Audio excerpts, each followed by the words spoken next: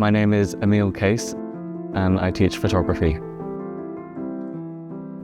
So in this class, I teach the fundamentals of photography and encourage the students to develop their own personal creative practices through image making.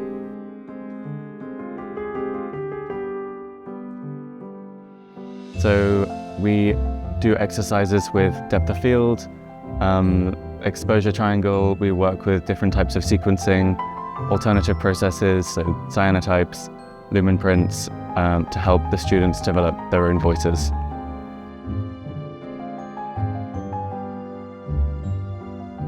I would say I think photography is really fun, and you can capture all the memories and take pictures of whatever you want.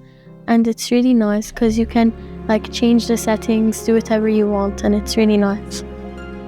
My photography class, I was a complete beginner at photography before I took the class. And now I can really understand what goes on in the process to take a photo, what makes a photo. And because of it, I can appreciate it a lot deeper, a lot more profoundly, and I can recognize it as an art.